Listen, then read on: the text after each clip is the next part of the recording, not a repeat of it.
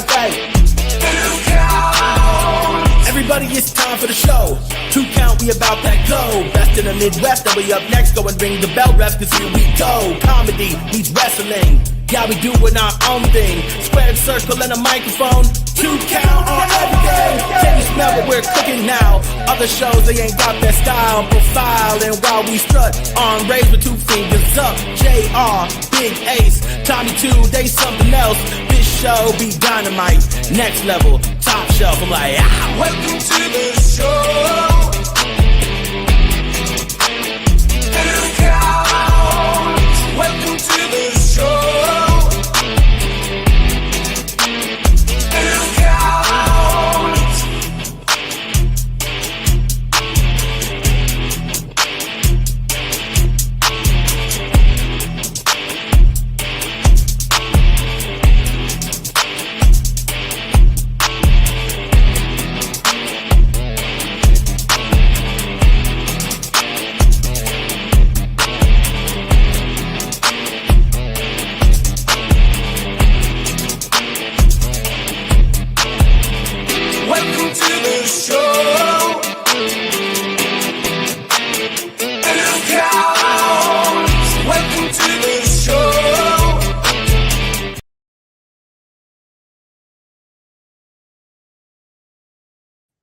That's right. Welcome to the show, everybody. It's another second to last 2 count Tuesday. Big Ace over here. Top shelf. Tommy, how's everybody doing tonight? Ace, how you doing? We're here. We are here. Penultimate show. One more after this. Well, let's be honest. That's not the excitement. That's not the special part. The special part is the fact Summerslam coming up this weekend. And even bigger news all together for that hardcore wrestling show on Friday late night at the Uptown VFW.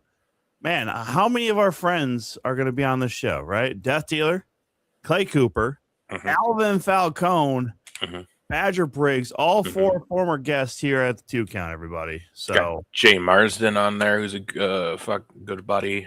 He ain't been on the show, but he's a buddy. Yes, who else is on that show? I think we knew the majority of the people. AMB, was it AMB? AMP? I can't remember. I think not AMB. Oh, sorry. What is Anakin?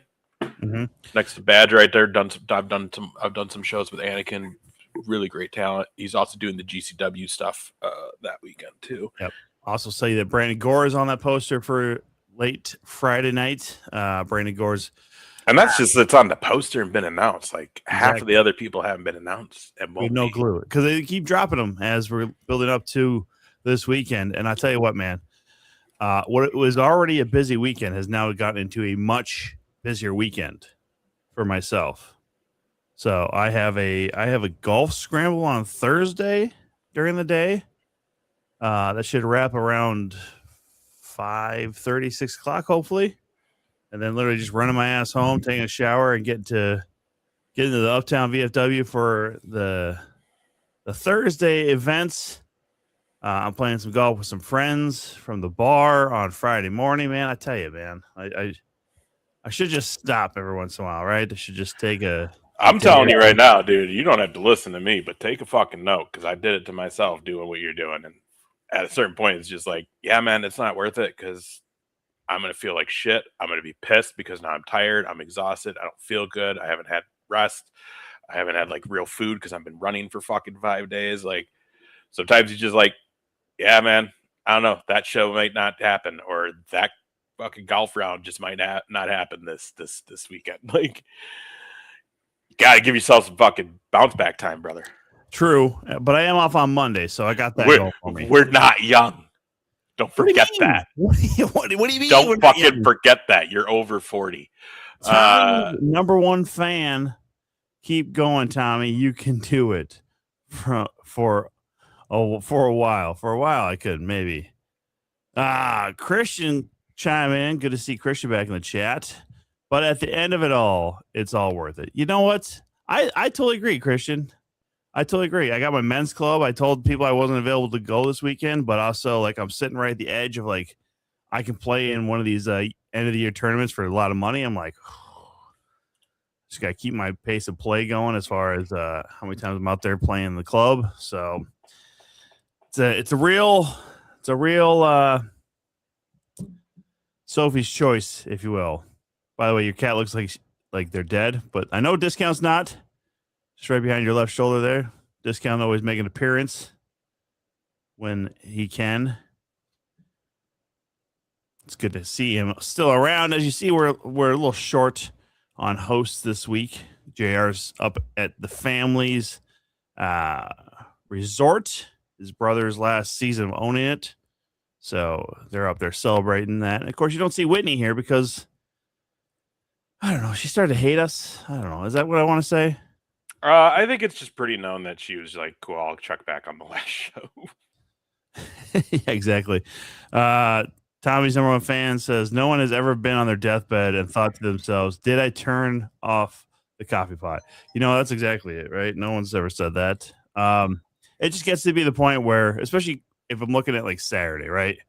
Saturday's such a long day. There's so many things going on already with multiple first shows at First Avenue. There's also SummerSlam itself, which I know you're going to. Well, I also think the one thing you're not counting in any of this, Tom, is you realize the traffic it's going to take you to get around to all this shit. You're going to be late to literally everything.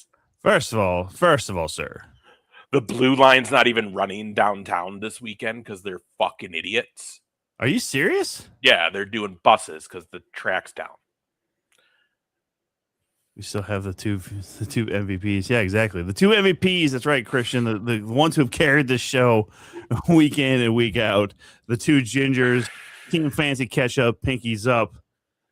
Yeah, dude. Like stupid. Like Metro's the stupidest decision they could have ever made. Like I get it. You're trying to get it done before the football season. But how did you not realize what was going on this weekend? And that's kind of an essential. Like, I guarantee you, the sports authority in Minneapolis and Minnesota, like, part of their sell to them was, yeah, dude, you could get from the stadium, baseball field, the arena, all on the fucking train in like minutes. Well, and then it's not even running this weekend. Yeah, or like Mall America to airport or airport to downtown, St. Paul to downtown, Minneapolis. And it's not even running. It's going to be just fucking buses. Yeah, and the Blue Line is the one that goes from the airport and Mall of America up to downtown. So good God. Yeah, dude. Not going to be running. They're doing buses in place. So they're already telling people with the buses, like, plan for extra time. All right, this is one of the reasons I hate this fucking town. Yep. Because they can't stay on the same fucking page with everything across the board. Yeah, I mean, it's already bad enough. Like, and I'm going to go off on a tangent here. And JR and I have talked about this. Yeah, go for it. I don't live up there, so you know. There's a state highway that runs north-south that they shut down for the summer until the week before the state fair, because the state fair is huge. If you fuck up anything on the state fair, you're going straight to hell. That's the Minnesota way. But 280, Highway 280, it's the connecting point from 35W going south and north down to basically 94. And I realized something this year with this being closed is that you can't actually go 35W in Minneapolis and actually be able to exit and take 94 east, which is so fucking infuriating. Yasin showing up again. Hello, how are you tonight? Appreciate you stopping in for the 2 count here. The penultimate show, by the way, if you haven't heard, Yasin. Penultimate means second to last. But yeah, no, it's already bad enough with just regular traffic 94 being what it is with constant construction, 280 being closed, like I said, and then just all the little small fucking, oh, this road's gonna be closed or it's down to 1 lane and all this other shit. It's like, and you and I we've had plenty of times rolling through Iowa, and Christian knows this too. Like 18 going from Clear Lake to Algona, where they had like 3 of those one ways across the fucking bridge because they're working on it. And you got to fucking stop. It's the most mind-numbing thing I've ever fucking dealt with in my life. I hate it so goddamn much. But 'tis the season. You know, Minnesota has winter and road construction. That's it. Those are their 2 seasons. So, yeah, and then closing down fucking light rails inside the city. Because I'm sure that's people's plans is literally, I'm going to get a hotel on one side of downtown and take the fucking train across, because you can do that. You can get on over by Sneaky Pete's and in the downtown proper area where like a lot of the party bars are. Iran, coming in from Iran. Yasin, thanks for joining us then, man. All the way from Iran. Hope you're doing well. Hope you're safe over there too. Some crazy shit there in your country and around the Middle East. But yeah, like, because when we did Full Gear, we know that a lot of our friends that were coming in from out of town, they stayed around Target Center. And that's kind of the area where a lot of people probably want to be, especially if they're doing the indie shows. First Avenue is right there. So then they're going across over this US Bank Stadium, but I'm not going to even bother with a hotel because I'm only up for hardcore wrestling. Well, shit, man, hit me up. I got a fucking bed. I'll clear it off. I'll throw shit on the ground or whatever. Oh yeah, dude, Christian, at least crash at Tommy or Christian. Like, give me $50 to pitch in for the Airbnb. Me, Devin, Bayless, and a friend of mine have a fucking Airbnb. You could literally crash in.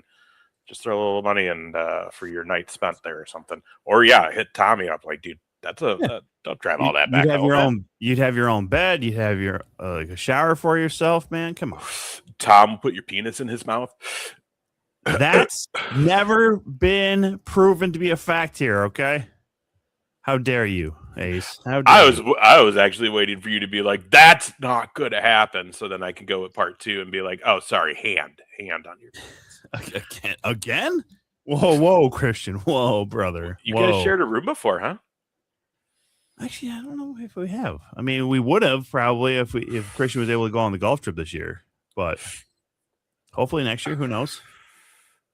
That's another thing too. I realized from basically the start of summer with that golf trip and all the other expenses this summer, I'm like, the women's PGA being in town, that was a whole extra expense that doesn't normally happen. And then and for me, like that was like, yeah, I'm not willing to swing all that because of shit.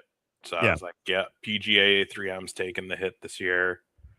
Because also I knew we were going to do all the first shows this weekend. We were just waiting for them to get announced. So yeah, and then SummerSlam weekend being what it is. So 2 major expenses that are not normal, and of course this is my first year being on that golf trip. So Demonic Dad checking in, gentlemen. Enjoy the weekend, man.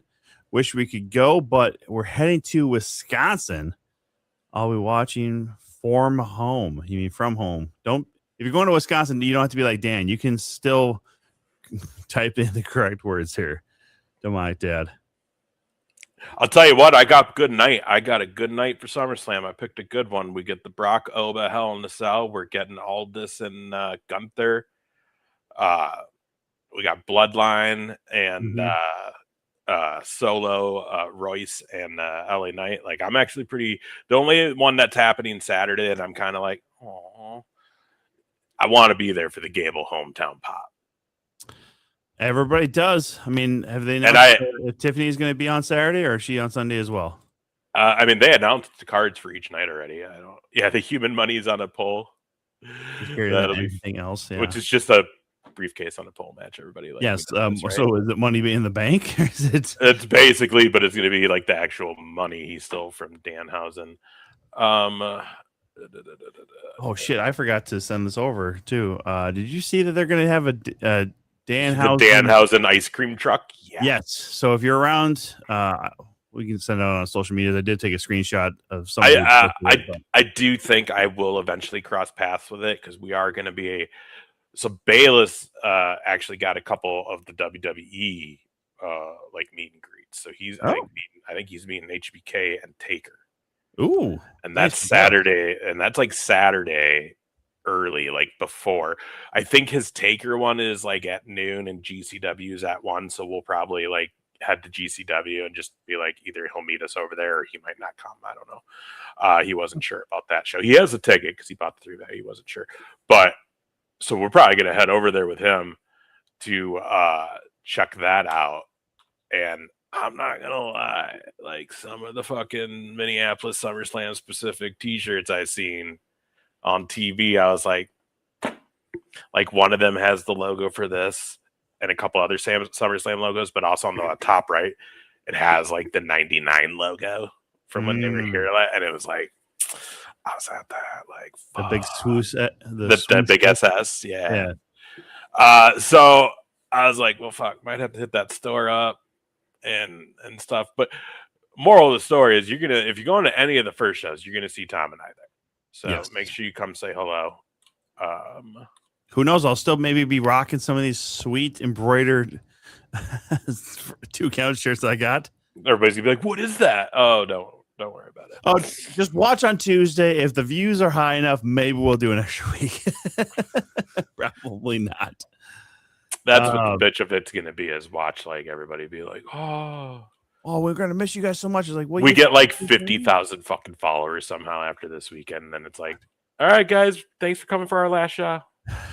Yeah, no shit. I feel like I should just bring all the patches I have and just throw them off at like every show. Just be like, here you go. KJ, do you also see this? KJ Arso is getting a tryout at the convention center this weekend. Yeah, I assume that's where they're doing it. I would assume so. A lot of times with the WWE Universe, from what I've seen in past years. I did look to see what it costs. Dude, $40-$50 if you want to go to just the tryout alone to watch. Really? It. Yeah, I was like, but I do think it's during one of the first shows. That would make sense. That would. But it would be cool to see, like, Cody Lane, the Southern Flamingo. If it would have worked out, dude, I would have maybe looked further into it and been like, "Any of you guys want to go?" Because it could have been cool. Because also, like, how many other people might be there that we know that we just haven't heard were invited to it? The KJ Orso one just came out today. Yeah, Tina's stopping. She's saying, "Hey, good to see you, Tina." God, they put it out. I just can't find anyone that has it posted with the graphics for each night with all the matches. Mm. Well, you keep searching for that because, obviously, as we're winding down to the end of the show, a lot of times people start talking about memories of theirs, favorite memories, favorite things, favorite guest of the show. And I'm going to regale you all with a certain guest that we were told, or, we were advised to have on from out there in Illinois, Indiana territory. I don't have a clip or anything like that. I feel like I'm signing up for a clip. I don't have a clip, but I have no idea where you're down. What was that? I have no idea where you're going with this. I know. Well, I'm just saying, like, it's for me, it's one of those ones where I don't know. It wasn't my favorite guest, but it was definitely one who had no idea what they were dealing with the top shelf. Thanks, Tina. All right, let's see here. So night one clip. Mouse is calling for a clip. Mouse Unpro. Hey, by the way, Malice, like, what shows are you going to be at this weekend? Is it just Friday night? Like, what are you doing? Let me know. Thank you, Tina. Yeah, night one. So this is Saturday. This is the night that I'm going to be at SummerSlam. It's Punk Cody, Hell in a Cell with Oba and Brock, Gunther and Aldis, Io Sky versus Liv Morgan, the Usos and Fatu taking on Keys Knight and Sikoa. God, what is Sikoa? God, how does he say it? Solo Sikoa? Yeah, that's it. Which, by the way, hilarious promo. He was one of the more entertaining things on Raw last night. Fatal Influence versus Nikki Brie Page, which, go Page, but whatever. And then, night two. Friday, then undecided after that. Is Reigns, Rollins, Finn, Sammy, Trick Williams, and Corbin, Baron Corbin. Amazing that he's 2 weeks back and he's got a fucking match, and it's the United States Championship match at SummerSlam. Wow. Awesome. And then that what is it? Is it a ladder match for the title with Charlotte, Jade Cargill, Chelsea, and Tiffany Stratton? I believe so, yeah. And then one more to be announced at this point. And then what you only mentioned, like, what, 2 women's matches there so far? So I got to figure whatever their match. 3 between the 2 nights, 3. Because there's 2 on my night. That's right. We got the tag match and then the Liv Io match, which I'm hoping for a Stephanie Vicure return during the Liv Io. I'm really hoping. I'll mark out hard if that happens. Danhausen versus Dom, which is, you guys, I will say this. They've gone a little too much with the cartoony shit for Danhausen with some of the stuff. Like the music concert bit went way too long yesterday. Could have fucking did half that shit and then had the run-in happen. But the match itself with him and Dom is going to be super fucking entertaining. Like, you just can't. If you say it's not, you don't like being entertained. That's all it comes down to. And then what I think is going to be like the big match of the night for like the hometown crowd. Because I know Tiffy is hometown too, but I think they're really, and the reason why I say this is if you watch Raw last night, like the whole vignette promo they made for Gable leading into this was him in Minneapolis talking about his hometown, talking about his home state at the stadium, him at the fucking MLS game with the, like, they set it up that he is going to be the Minnesota hero at the end of that night. And that pop's going to be huge. I actually got offered possible tickets for Sunday, but I just can't do it. I just can't. It's just, even with the show being probably done early, because the shows start at 5, which love you for that one, WWE. Because again, if this was like AEW and they were doing their normal 7:00 start time and their shit runs, which is so funny that no one likes to talk about it, but everyone bitched with WWE went 4 hours, and now that they don't, people shit on it. And it's like, dude, I can't. The last time I did watch an AEW thing, I fell asleep for the last hour and a half. Yeah, no, I've said it before. I said, 5 hours, 4.5, 4.5, 5 is a ridiculous amount of time to do these pay-per-views. And you already have like an hour for the buy-in for AEW. Yeah, I didn't watch Redemption this last week, but I was going to, because I saw it was on HBO Max, but then I realized, oh, you still have to pay like the $30-$40 for it after that. And that's another thing. Like, work it out, Tony. Work it out with somebody. Like, you guys, everyone who, you guys, again, the people who love to shit on WWE, shit on them. But you know what? I pay one fucking monthly fee for Hulu, ESPN, and Disney Plus, and I don't have to pay anything extra for the PLEs. I have subscriptions to, I think, both places that they run the AEW, or no, HBO, where they run it. And it's just like, you can get through Prime too, but yeah. And I have Prime too, but you still got to pay. Like, if I'm already paying the subscription, bro, just let me watch it. Like, why do I have to pay you? It's still pay-per-view. It's not special that you're on HBO Max. It's still fucking pay-per-view. Run it on pay-per-view. I wish that he could do something like that.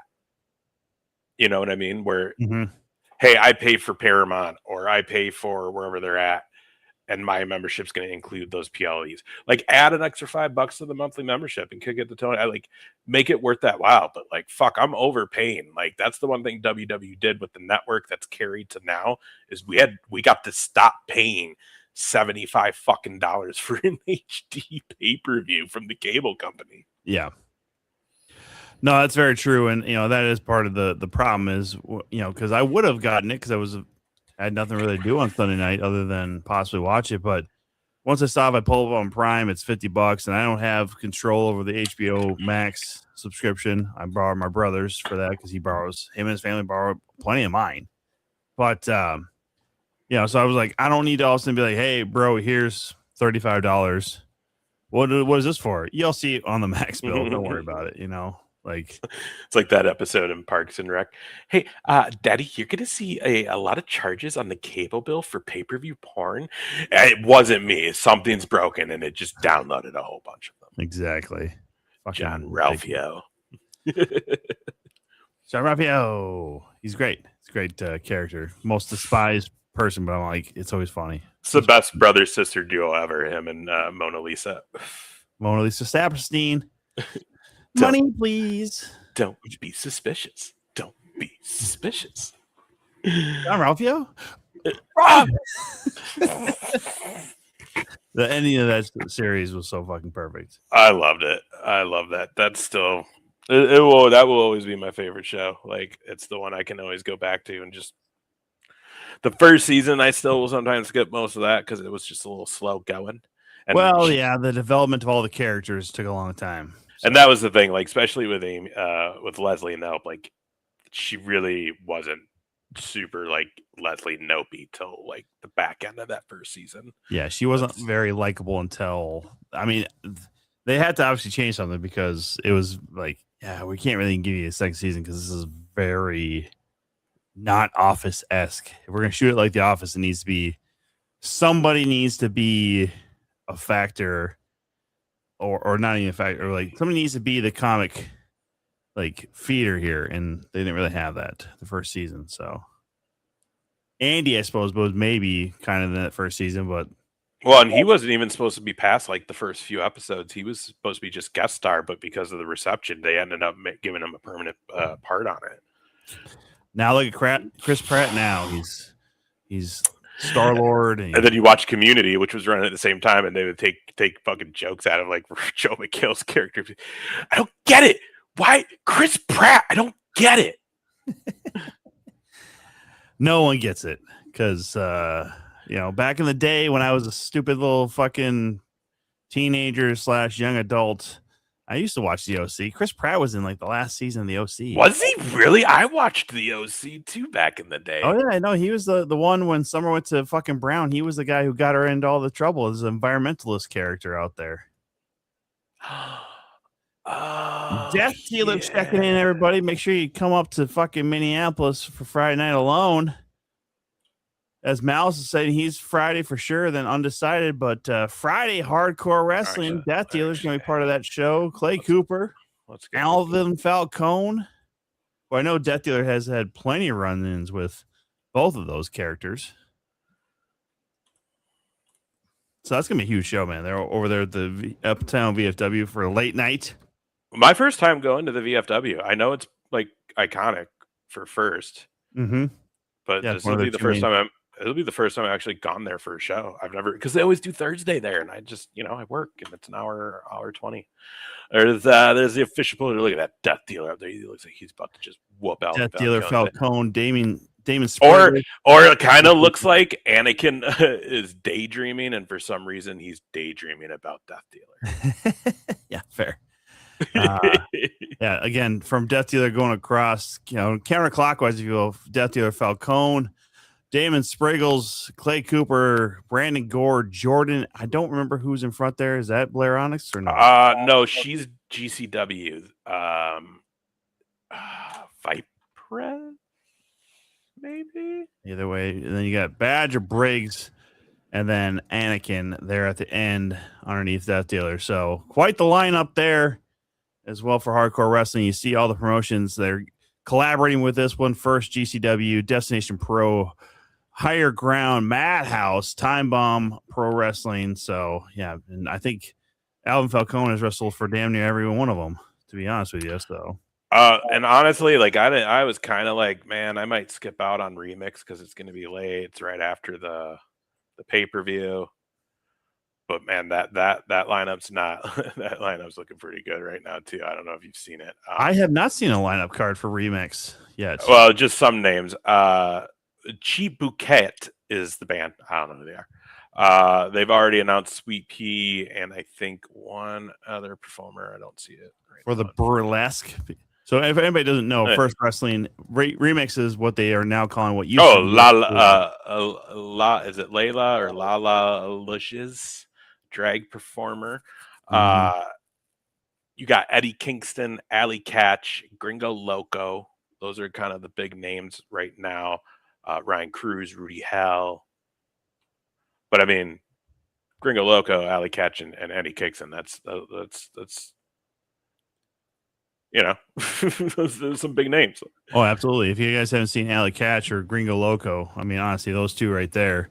God, Kingston is going to be fine. He's the name. He's a draw himself. So nothing against Eddie Kingston because he'll deliver some chops, speed chops that make 0 sense. But and then we got Alley Catch will be at Nitro. Mr. Williams will be at Nitro. Al Colon, Jordan, Free Range Kara, your favorite, Effie, Gringo Loco, Badger Briggs, Amazing Red. It looks like Brandon Gore is on the poster. Is that? I want to say that might be Izzy B or whatever her name is. Corbin, Cho, and Jin. None more violent are on that poster. Ryan Cruz. Yeah, man. Good stuff all around right there. So yeah, it's gonna be a hell of a weekend for the indie shows that we're gonna go to that are, First and GCW, more specific for those two. Again, we do know at least a couple other shows that are happening around the area. I haven't heard a whole lot of other things. There's gonna be like a luchador show in Northeast on the 1st. I think about 1 o'clock as well at Broken Clock. I don't think there's actually affiliation or a promotion that's running that. I think it's just more they lined up with some indie guys, luchadors that wanted to put a show together, so they ran with it. And then Ironheart Pro will be out in Hudson on Saturday as well. I think about noon. So, and Hudson's not an easy trek, so that's kind of a weird decision on their part. But also, we got some matches for GCW's Rude Awakening, which is going on Saturday beforehand, which we'll be at as well. This is going to be a good one. We got Marcus Mathers taking on Avery Styles, AJ Styles' kid. So that's going to be a fun one. We got Atticus Cooker taking on Devin Monroe. Beer Bronson taking on Shotzi Blackheart. Nick Gage versus Darren Corbin, which that'll be a blast. We got Joey Janela is going to be up in the house. Busta and the Brain. Vipress is her name, who will be at Rude Awakening as well as the Hardcore Show. We got our former guest, one of our early guests of, well, I don't want to say early. I guess early in the Tom Chilstrom era, right? Because you were here for Manders. I was here for Manders. One called Manders, yes. And, of course, all of our Iowa friends know Manders as well. So Yeah. So we'll see him on that GCW show as well. So dude, I'm excited. Like this whole week, it's been like, fuck, just gotta get through Thursday, get to Thursday night, and we're out. It's very true. It is true. And, again, for all the time, as far as you were saying, like, man, you're just going to burn yourself out. Man, I got Monday off at least because I got plenty of PTO myself this year. So I got that going for me. But I understand, like, the conundrum of not having the time off. So, but yeah, taking Monday off. So the 3rd and then the 4th, I got a buddy's 5th year anniversary at work. So we're going to go for lunch on that one. And then we got the culmination of the greatest run in wrestling podcast history. 2 Count next week. Again, make sure everybody puts it in their calendar. Join us next week, 7 o'clock sharp. We're going to have a lot of guests next week, sharing some memories, sharing some good times. So I'm going to just clarify something right now with everyone. I'm going to be real honest. Like, I don't know how, but it kind of just got, I don't want to say put on me, but I did all the big guest bookings. So like I generally kind of made I segmented our show, the final show. And we've done those annual Christmas shows, which don't get me wrong, they're fun, but they're also a shit show. They're chaotic. And with a final show, we're not trying to have that chaos because it's the final show. We want to actually have some moments. We want to share some memories. So when we are saying like a lot of guests, yes, for us, it'll be a lot of guests than we normally would have, but I don't want to set any expectations that like 20 fucking people are coming through. I'm going to be real honest with you right now. It's at 5, about 6 or 6. Okay. Because there's one more that I'm adding in. I just got to figure out where I'm going to fit them. Probably. Yeah, I don't know where yet. And there's a lot more people that when I was going through segmenting the show that I was like, yeah, we could do 5-10 minute bits, but that's not our fashion too, because it never is short. It always goes long. Always does. We have like one hard out, and that's going to be the kickoff to the show. So like that will set the tone, but like we really wish we could bring everybody on, you guys. It's just not possible. So with that in mind, because I will send messages to the people who are coming on, and they know this already. But after that, you'll see a post, and any of our friends, any of the wrestlers, the promotions, any of the viewers, anybody, if you want, feel free, do like a 15, 20 second, 30 second, probably tops video, and you can send them all to our messenger. For the show, the 2 Count, or just DM them to us. We'll get them downloaded. We'll play those on the show next week too. But yeah, it started like, oh, we're going to bring a bunch of people on. But in all honesty, we don't have a lot of time in 2 hours when we break it up. And I already know a few of the things we're going to talk about going to be more than 5 minutes. So we're going to have a limited few people on the show, but they're going to be some of our favorites. and some of the people that became more than just a guest on this. Correct. Yes. I mean, some of the people who will be here next week are, if we will, have gotten the term, spot guest host or, honorary fifth host or third host at one point, fourth host at another point, things like that. So these are people who've been with us for few of them longer than I've been on here. But for the most part, a big chunk of the last 4 or 5 years. So yeah, so it's going to be a great show though, either way. So again, next week, August 4th, again, we're going to have a little bit of a SummerSlam wrap up somewhere in there, just talking about some of the highlights of the weekend. Obviously, some of that might be with some of the guests you might see. Who knows? Again, who knows, everybody? So again, it's just nice that actually we're doing this the weekend or the Tuesday after the SummerSlam weekend with, again, all the people we get to see this weekend doing shows that we've had on the show or that we've seen plenty of places, whether it be Madhouse, Absolute, Central Empire, Impact, Social X, and then just shows around the area here. First, AWF, Higher Ground, whatever happens to be. So, yeah, a lot of fun stuff this weekend that we're looking forward to. And, of course, obviously, like I said, next Tuesday, 7 p.m. Central, the end is nigh. Right? That's not right. It doesn't matter. Well, what are people going to do? Berate me on the internet? Fucking been there, done that. We're good to go. I wish I had a t-shirt that's just, I've been berated on the internet. You think that could be good merch? I'll put a 2-count logo on there. We'll maybe make some money after this thing goes into RIP status, huh? Sorry, I'm just, yep. It's fine. It's fine. It's fine, everybody. Ace is always just working behind the scenes on camera. No big deal. Well, I'm just sending a couple things out so people know what's going on. Tears will be shed. I already mentioned this. Yeah, I know I'm going to be a little more emotional. Like when we made the initial announcement, I was a bit emotional then. I know I'm going to probably shed a few tears, but yeah, Christian, we're gonna miss doing this on Tuesdays, but it's needed.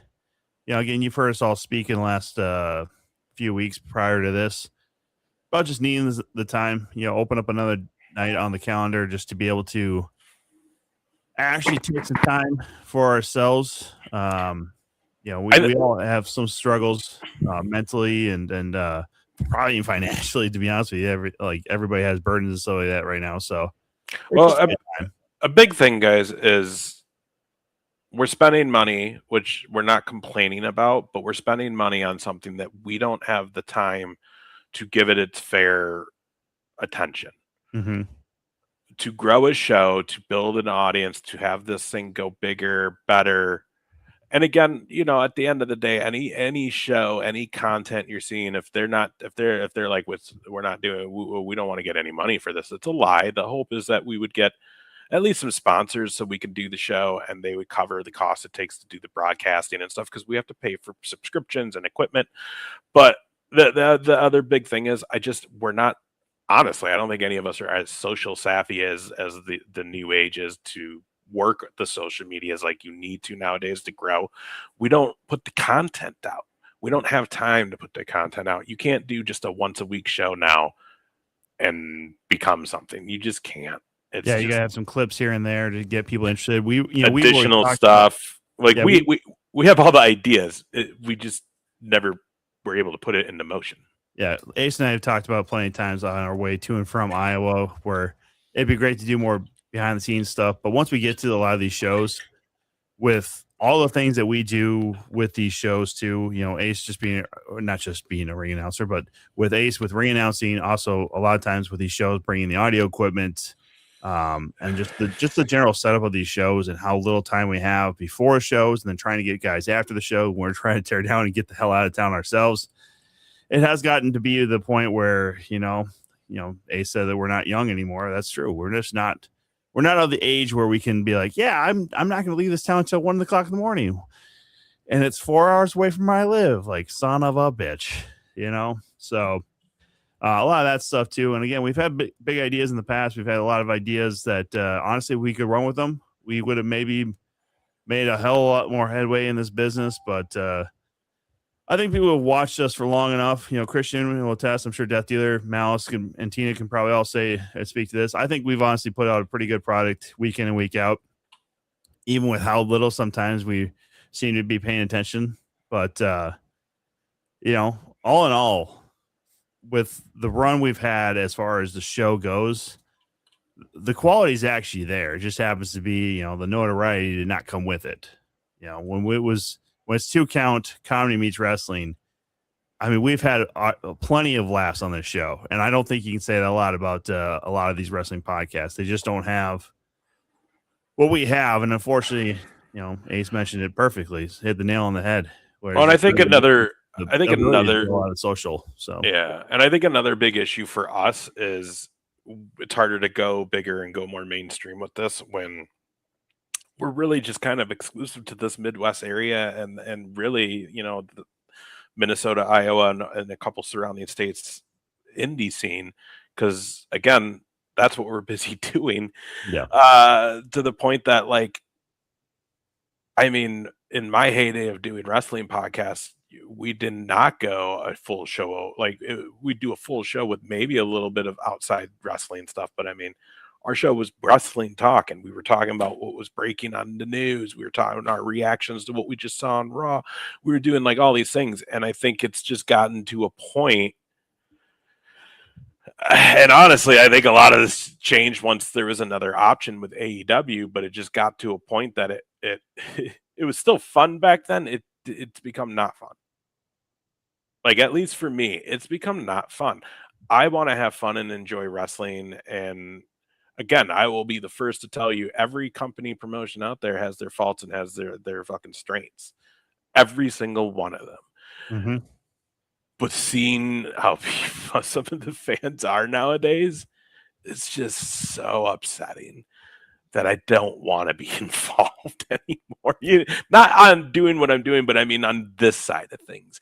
Because, again, unless you know and you're in that business, or people in that business, it's so easy to go on and on top of that, the add extra layer of people acting like, and we do it for fun, like Fancy Boogie, but when you see these people and their reactions to stuff, and it's like, okay, you take this $1 million company that's being put on this nationwide broadcast, international product, and you have all these sponsors that if you don't deliver, they're pulling their money. Like, you go see what you can make with this. And that's the one thing people forget. And yeah, I'll be the first to admit those two big entities have to put a TV product before a wrestling product out.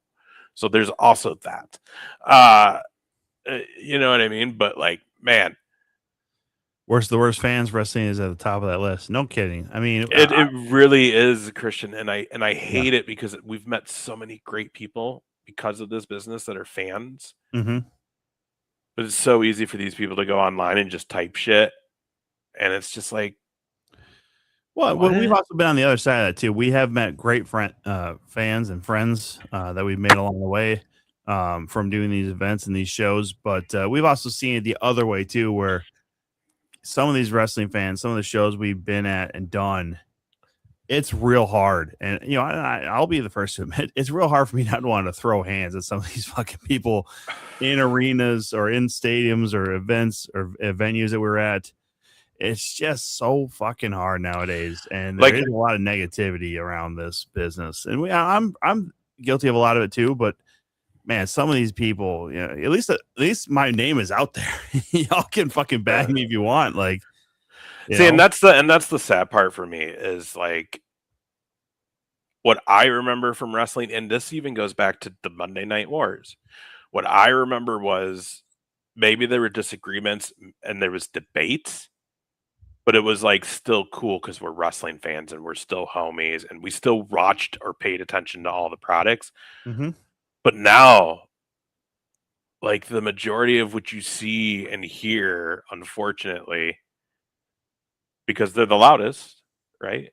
It's just, oh, you watch this, fuck that, and it's just like, man, can I just be a wrestling fan again? Is that allowed, or do I have to, like, choose? You do, or to be friends with certain, entertainment fan. What are we talking about here? And at the end of the day, it's all fucking entertainment. So what's it really matter? Like, that's the biggest thing. At the end of the day, this shit was a carnival thing. You know what I mean? Like, it was a carny fucking business, traveling town to town. Look at the big strong man. Come in and pay 2 quarters. You know, like, it's a fucking, like, it's entertainment. And I don't know. I just try to look at it now from the standpoint of, like, I'm friends with people who do this, and I see what they put their body and minds through to do this, and I see their drive, and I see their work, and I see the effort and the sacrifices they put into to try to get to where those people are now on TV, right? Mm-hmm. But those people on TV were at that point someday too, the majority of them. And it's so hard to like I'll be the first to talk about how a business is run. But it's so hard to hear people just shit on people. And I get it. I've done it to a couple people, but I feel I'm just in those people. Fucking Jade Cargill. I feel like I'm fucking just in that argument. But there's people I don't like. Punk. Like, I was never a really big fan.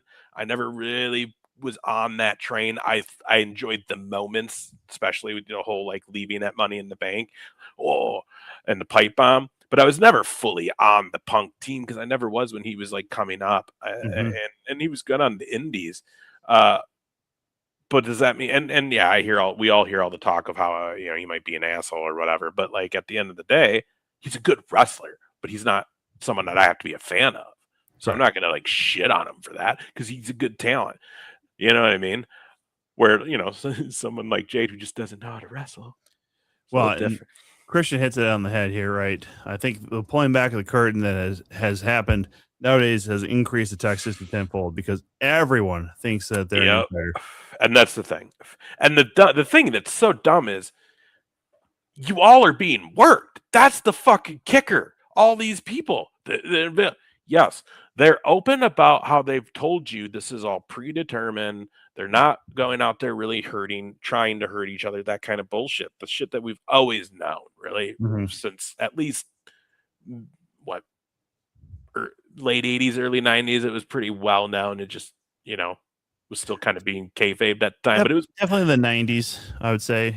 Late 80s is kind of still sketchy. But once you start getting towards more of the internet age, it's definitely one where you got a little bit, you have the dirt sheets, Meltzer doing his fucking thing and stuff too. Right. So. But that's the thing. So, like, that's what we know. But what you guys, like, all these fans who think they know by watching Unreal and watching these, and it's like, or Dark Side of the Ring or something like that. It's like, no, but you weren't there. Like, and like, especially with like the Unreal, it's just another reality show WWE's done. All that shit's been scripted. It's all fucking scripted for the most part, dude. Like, you're being worked. It's like, and that's the thing. And again, though, it's hard for me going back to why this leads here is because it's hard to stay updated when my only resource for that is internet. And when I start reading articles and stuff, it's like, oh, everybody's just shitting on this. Fuck. Yeah. You know what I mean? And then it's like, well, no, I don't want to watch it, or and then, like I said, over time, you just become more checked out on it.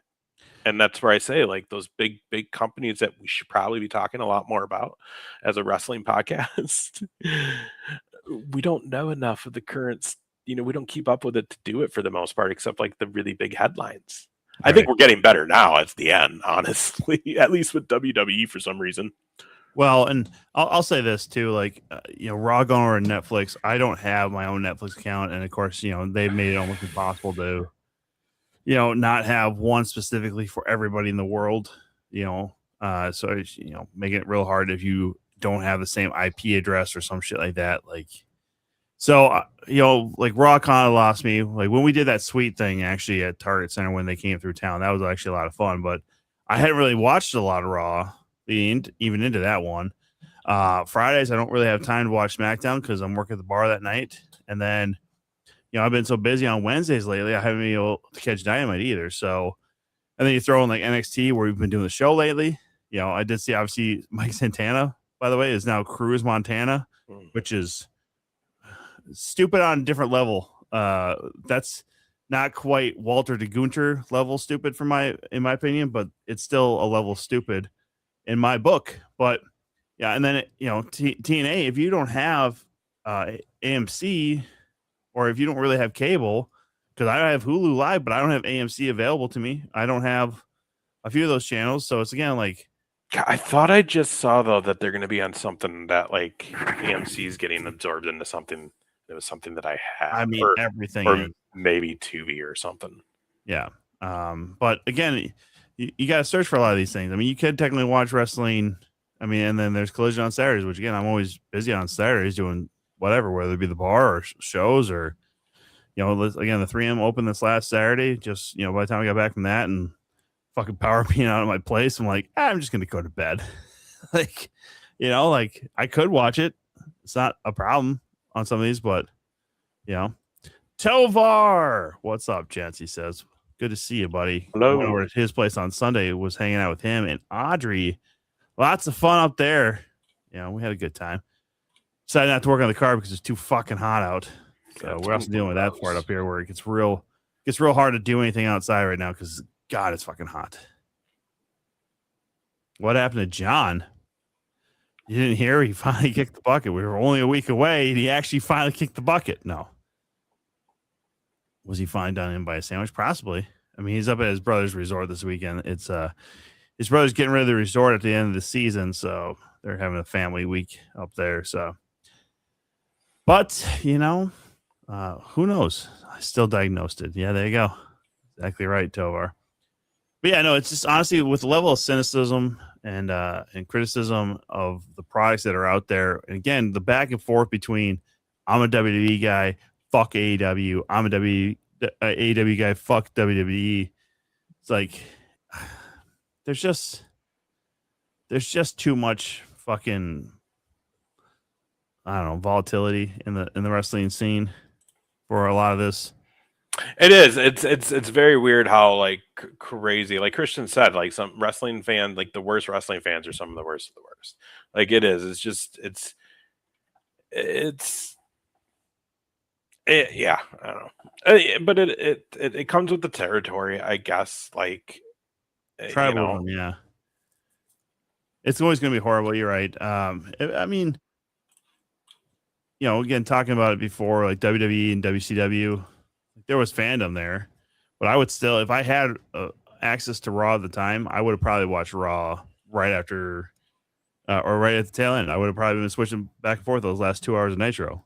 But and that's basically what I did. I'd watch Raw, I'd flip back during commercials, and then when Raw went off air because they were doing WCW was already 3 hours, I would flip back and watch the end of Nitro. Yeah, and it would work because that was always where the most exciting shit was happening, except for the lightweights because they'd be on earlier.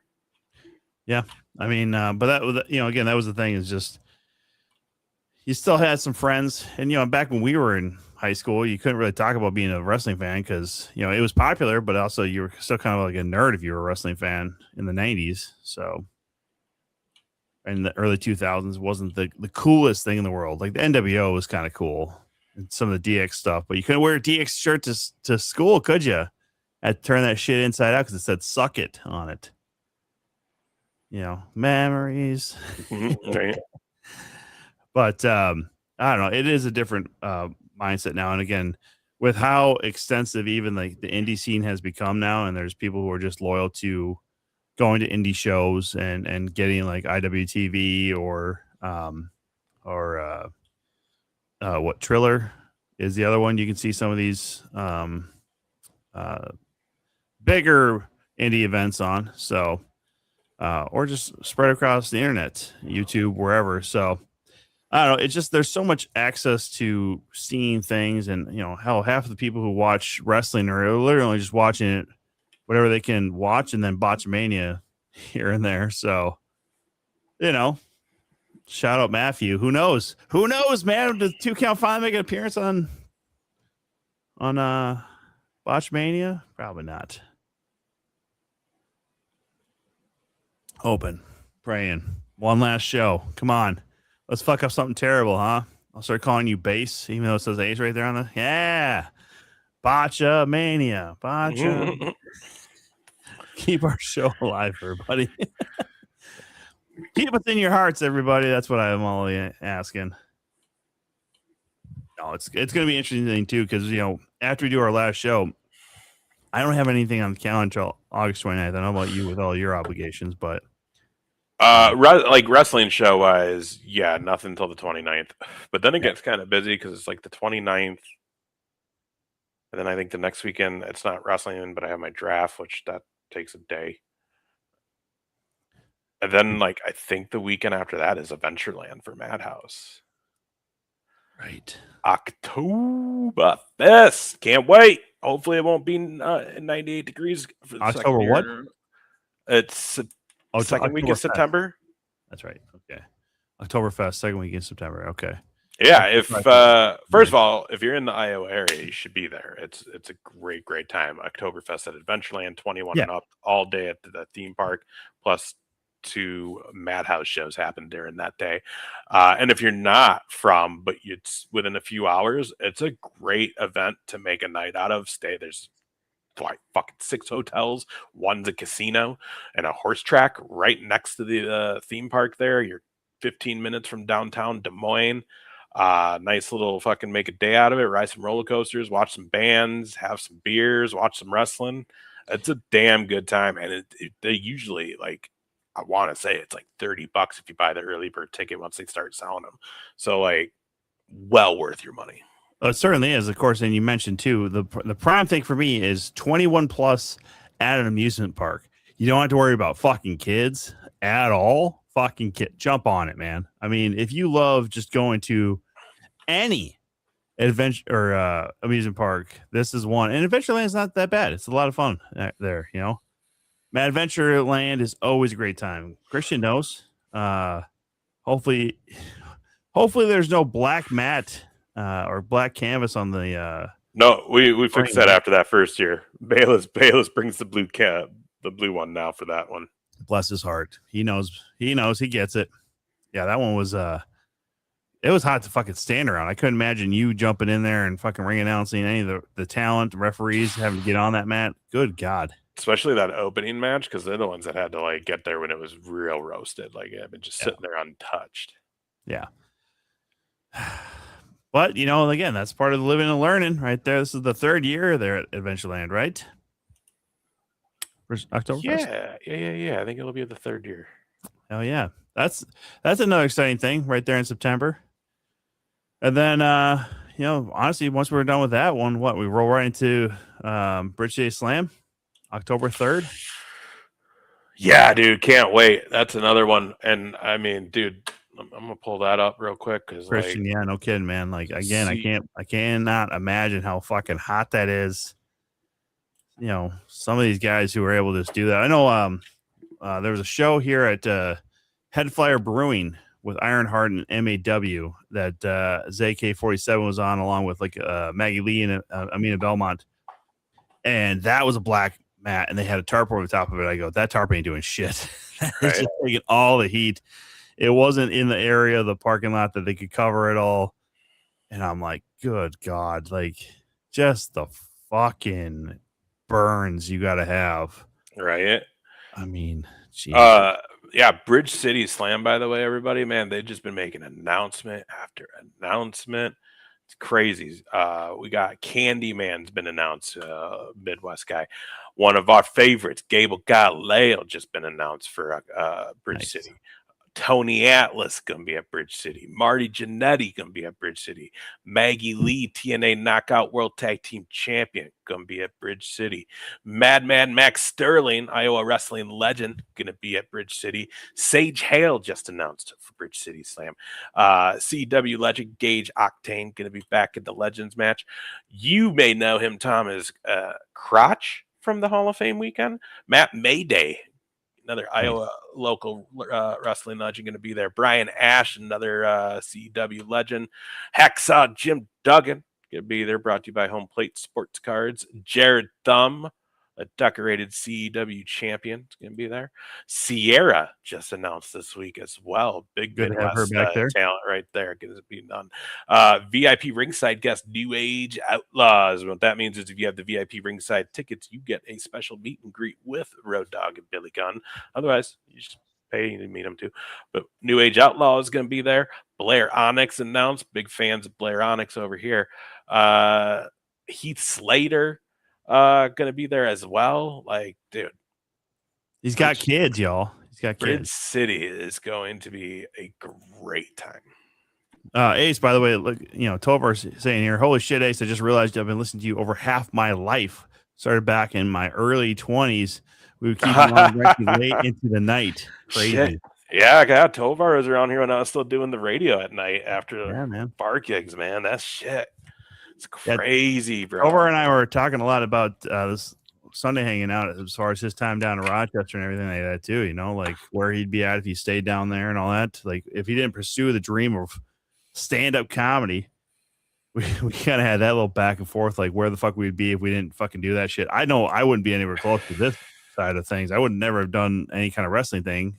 If I didn't know John Russell, I wouldn't know you. I wouldn't have all the extended friends in the wrestling business, man. So, which I think also too with like those friendships too, like is what makes weekends like this coming up so very fucking fun and special. Getting to hang out with everybody we know and seeing guys we know, or guys and gals we known on the show, or just met in general, had on part of shows that we're doing. So, a lot of fun, man. Like that's what I'm looking forward to. But crazy to think that Tovar's had to hear your voice for over half his life, and he's, oh God, 47 now, something like that, just about. That's crazy. Yeah, bro. It's I honestly, if I never went into radio, I would have never met JR. Yeah. If I wouldn't have been into radio either, I wouldn't have met the other guy that I used to do the podcast with. And like, honestly, that was probably where like the real wrestling, like I was always a fan, but that was where I like started doing like tying it in with my broadcasting passion. So I think that's, I'll probably say this again next week, but and please no one take this the wrong way, but I think that might be the one thing I'll miss. I'll have more feelings of missing once this ends next week, is not so much the actual like show and what we're doing specifically, but it will be the fact that like this is kind of the last piece of broadcasting that's still going on for me right now. So when this ends, like that whole broadcasting part of my life is kind of done, unless I do something else down the road, which is fucking always possible. It happens, but I mean, we haven't completely closed the door on bringing this back down the road, depending on our schedules and what might happen. But I'm gonna be real honest with you. It's gonna be a big sell to get me on board with another wrestling podcast at this point. Oh, I'm fully behind you on that one. But I'm just saying, if we, especially the three main hosts here at the 2 Count, we've never said that for sure next week will be the end. But yeah, who knows? All right, so to clarify what that just was, is Tom has not said for sure. JR and I are probably a different story. We're both kind of like, no. I know. Listen, it's hard for me to say goodbye. All right, I know. Tovar, by the way, said, to be fair, his voice was better than the music he was playing. Rochester Radio was less than adequate. Ace made it better, which, by the way, is probably the only comment or positive thing Tovar has ever said about you. So, do you know what's funny, Tovar, is I'm pretty sure I would like the 3 months I did open mic at Goonies with you guys, I think I would go on in the weekends and just like totally just promote like, hey, come see me and all the other open micers on Thursday, like under the radar. I don't think they ever realized it, because they would have been pissed if I'd have been doing that without Goonies paying for it. Yeah, and the music was shit, dude. I mean, I worked at a pop state. It was top 40 pop rock. Yeah, like, dude, it's so funny because music comes on now from then, and I'm just like, oh, I remember this. I used to always turn it down in the studio and just go back to watching South Park on like YouTube or Hulu.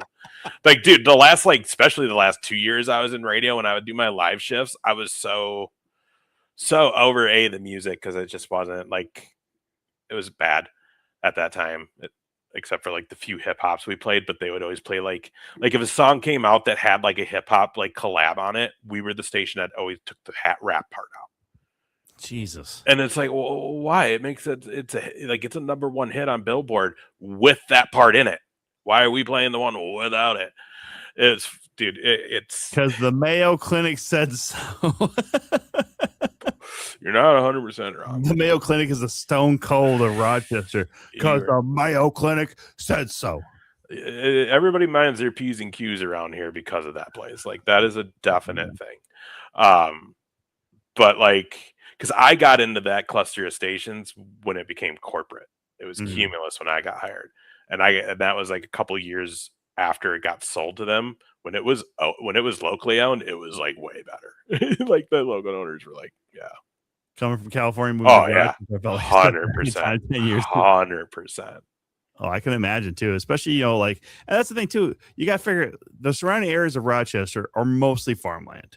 I mean, a vast majority of that land in Olmsted County and whatever the radio station might touch is farmland, because between basically Inver Grove Heights is like the last Walmart you see along 52 going south, or like the last real commerce. You see, like, you know, gas stations and some cafes, but really until you get to Rochester, you don't see a lot of commerce. Well, and the kicker was our radio towers for that place was like 30 miles south out of town. So in the valley, no less. Got town coverage. Yeah, like, dude, there was times people couldn't get our station, and our studio was downtown Rochester. It still is. It's still in the same fucking building, right down by like a block or two down from Peace Plaza. Like, it's still there. And there'd be times that, like, I couldn't get it outside in the parking lot of my car because the antenna went down 35 miles south of town. And an engineer hadn't gotten out there yet to fix it. Town owned by a hospital, everything had to be perfect. No kidding. Which is why you came in at our shop in Utica. Yeah, because if you're south of town, Utica, which fuck, I don't know if anybody's ever fucking promoted Utica as a town around Rochester. Don't know where hear that one fucking dropped. Stewartville, sure. Spring Valley, okay. Fucking then going north of town, dude, it's even worse now, though. That's the thing, though. It's even worse, especially now because Mayo's taken over another 4 or 5 blocks downtown, and they're in the process of that. And that's just going to be more bars and people. That sounds like a great thing for me, right? Cheers, everybody. It was great. Yeah, more bars and people. Absolutely. 12 hour. It would sounds great to me too. Fix a carb. Go get shit face. You got paid. 12 hours is good shit, man. No, I'll tell you this though too. Like, yeah, you know, radio being what it is, though, every once in a while, I still get a hankering to listen to some morning shows because, you know, I grew up with the 93X guys up here, right? But when I listen to them, it's like, how in the fuck have you all gone 25 fucking years without growing up at all? Like, dude, what's crazy is they were the same show when I was there 23 years ago, interning for Drive 105. Right. Yeah. I mean, it was, like, I like had a smoke with like Weasel out back, and like, well, Weasel's no longer there. That's the only formality that they had when the Cumulus. He was the one that got canned for the F-bomb, right? Yeah, I think he got canned because of money reasons. He was the one who was like doing like the host, like the main host, right? The focal point of the show. Oh no, maybe he was the one that, maybe when I was interning there, maybe it was like it got slipped out on his show. Yeah, I think it was like a guest that they had or something like that. And since he was the main host, plus he was making the most money on that show, and they could figure like, we'll pay Josh and Nick a little bit more if we get rid of Weasel. They'll be happy for another 5 years. And then, I don't know, again, radio is such a shithole. Like, everything you and John have told me and everything I know from other guys that I've met who have done radio, or knowing how much you got to do, like the hey, here's the promotional tour of, you got to do this store and this store and this store and this store. It's like, fuck me. All right. God, I wish I'd have gotten to do that more here. That was the Rochester didn't do that shit. Like, the salespeople here were so shitty. They only would get like good remotes and shit for like the morning show and like whatever. Like, dude, it was stupid. Like, salespeople were getting in on promotional shit, and I couldn't. I was the weekend guy. Like, I was on every Sunday. I was like, let me lose some fucking weight with that weight company. No, these 3 salespeople got to. Yeah. But like the one fucking guy who's fat on air, you don't get to. Like, what the fuck, you fucks? And I even asked, and they're like, oh, yeah, next time around. Well, I didn't get asked next time around. Well, you got to have the talent be the ones, because you're the ones who are going to do the reads. You're going to be the ones who are doing like the advertisements and shit. Dude, like, it was, no one's gonna hire a salesperson to do the fucking talking. But it was that shit where, like, I wasn't friends with that sales lady. You know what I mean? And everybody else was, so they all got that. Like that, like especially where I was in Rochester, like when my era there too, like there was definitely personal vendettas that were taken into account and shit. Like that's why I never got full time there. It's exactly why I never got full time there was because you're ginger. Gotcha. just the part of it was like our operational manager, who's like the manager that oversaw all the stations in the building. Like, and I never had anything against him. I still don't really. But like his wife hates me. You know, because you were at the gas station and got to see that wonderful interaction. Oh yeah, all I'll say about this is fuck that bitch, because she was insufferable in just a short amount of time. Seeing you interact with her, I was like, what the fuck is that all about? She's like, oh, we get back in your vehicle and we're heading down to Iowa, and it was a hell of a fucking story. Yeah, fuck basically her. She just didn't like me because she DJ'd. I didn't realize it went this far back, but she DJ'd like my brother's first wedding in the 90s, and it was a blast. I was like fucking 7 or 8. So what the fuck do I know? But like they loved her. So when he got remarried, that's who they hired because she was at the wedding show. And I mind you, this is like right when I'm breaking into wedding DJing. I have been doing the bar for like 6 months. I'm starting to now get on to the wedding side of things. I was working for a guy who was like, dude, I'll do your brother's wedding for half the fucking price. Mm-hmm. And he would have rocked it. And it was done by computer. These people were still rocking CDs at this time. And this is like, 2004, 3. Jesus. Yeah, like at least we were ripping our shit, or finally we're stealing it off LimeWire. As a good American would. But pirates, baby. This lady DJ'd the wedding. My family, especially my mom's side, because that's the Mexican side, and they're close. They're not far away like our Italian side on the East Coast. The other ones are in the Midwest, so they'll come. And like they know how to have a good time. And we were asking for song after song, and she didn't have shit because she was still going through the CD. Like, and I do think she must have overheard me tell my brother at some point during the reception, like, dude, you should have hired my guy, because he was even like, God, she doesn't have like anything new. I'm like, yeah, dude, you should have hired my guy. And he was just like, yeah, we really should have. So she must have heard that, or someone or her assistant must have heard it and told her. But like, just was so mean to me after that. And then like I'd see her at other wedding shows because I started doing wedding DJing, and she would be really mean. And then like one of the other DJs at the radio station who was doing the wedding stuff for her on the side was like, oh yeah, she hates you. I'm like, why? I don't even know this woman really. King of the South checking in with yo.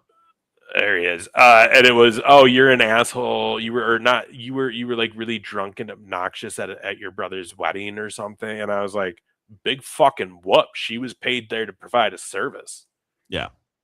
You can't, you're going to fucking judge me for that. And now it's carrying over because her husband's my boss, is boss. Right. Like, JR, okay, by the way, King of the South, he's just at a family thing up north at a resort that his brother owns. So, but yeah, so like, fucking bullshit, dude. I'll tell you this, because the last one I went to was about a year ago now, like maybe I guess late August or September or whatever is probably when it was. But dude, it was crazy. So the way they set up, they had a wireless microphone for the pastor to use, right?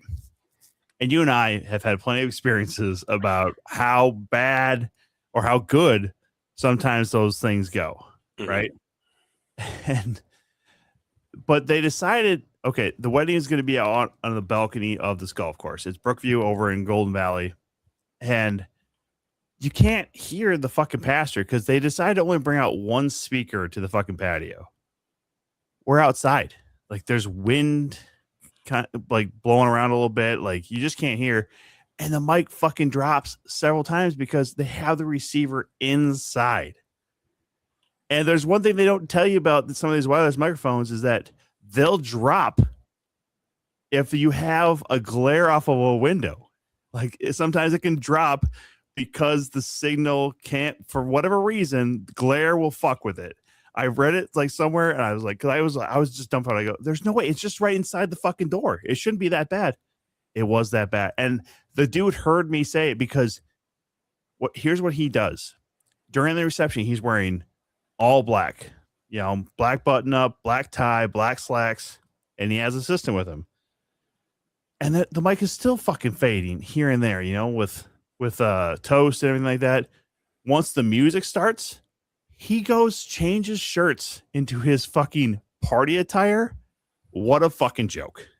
It was worse than this. Like, it was gaudier than this. There's a bunch of fucking music notes, blue and yellow and orange and shit like that all over the fucking black shirt. I'm like, who is this fucking guy? I told my friend who was getting married, I told her, I go, listen, he did okay. But if you would have just talked to me, I got friends. I could have gotten Ace. I could have gotten you fucking paid. All right. Just one more wedding gig as a favor to old Tom for a friend of his. I could have gotten you paid, and it would have been a way fucking better output than what these guys did. Because my experience with it has been very much these wrestling shows. We just did Hall of Fame. Everything went well down there. But, that's because we're no longer in the actual museum. If we were still doing shit in that wrestling room, fuck it. Like, you can't have a good show in the wrestling room there at the museum. I love the museum, but you just can't. But you know how that goes, man. Like, for her to get all bent out of shape about a critique, well, she can forever go fuck herself. Mm-hmm. Well, and dude, here's the thing. Like, I was been telling one of my nephews, who has those speakers when I'm not using them. Yep. And he's like, he wants to do DJ shit, and I'm like, dude. And he always bitches he has no money, and he's always broke, and he hates his job. And it's like, okay, well, if you want to make some money on the side, I was like, dude, you realize I got like 15 fucking years of wedding DJing under my belt. Like, you have the equipment. You just need a mic and some lights. You have everything else. Mm-hmm.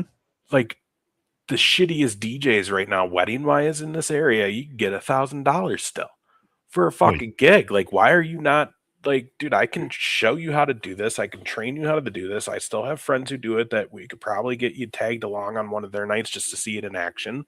Mm-hmm. And then like book your first one and you do it, but I'll be there with you.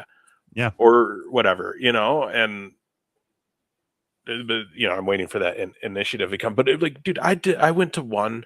That is the other thing, dude. Like, I'm glad I don't go to a lot of weddings anymore, because when I did, like when I was, when I was doing mobile wedding DJing, but then was go to a wedding or in a wedding for a friend, and they didn't hire someone I recommended, like, I would always judge. I would just be sitting there like, what are you doing? What are you doing? What are you doing? What are you doing? Yeah. But I went to one, dude. There was a guy playing the songs, but then there was another dude who had the microphone, and he was the MC, but he would just walk around and, congratulations to the newlyweds. And then every time the song would end and the new song on, whatever it was, he would intro it like he was on the radio. Like, all right, now is Here My Heart Will Go On, Celine Dion. It's a classic.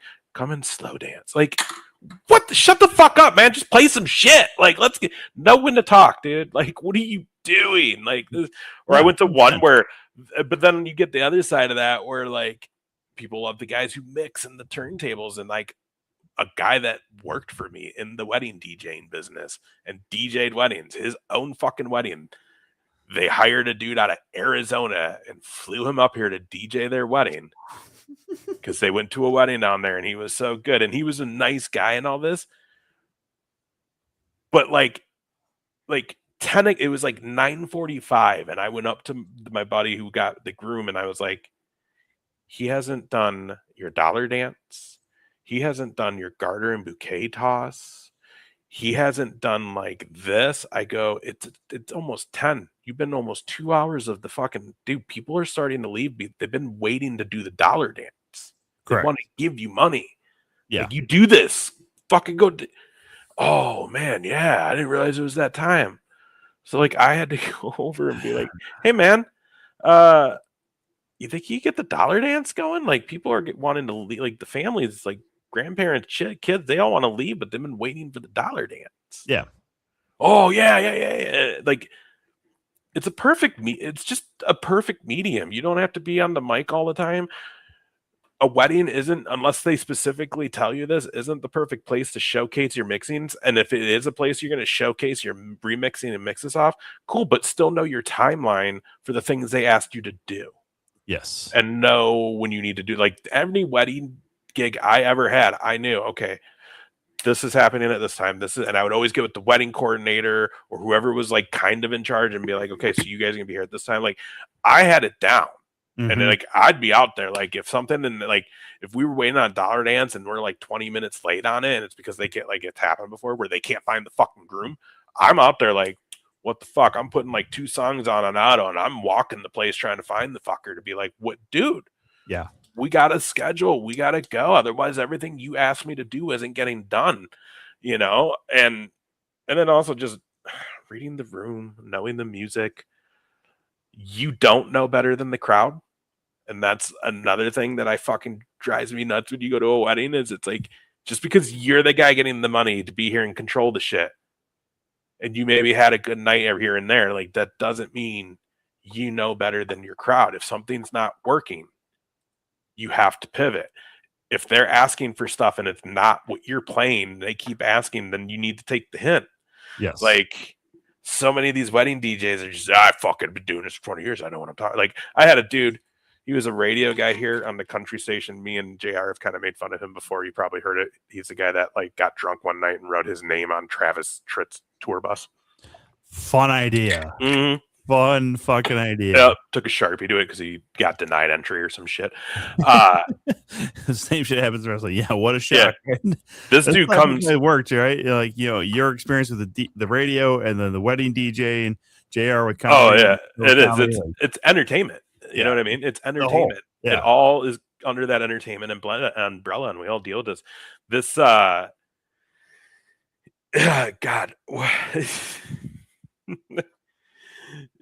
Dude, it's just, yeah.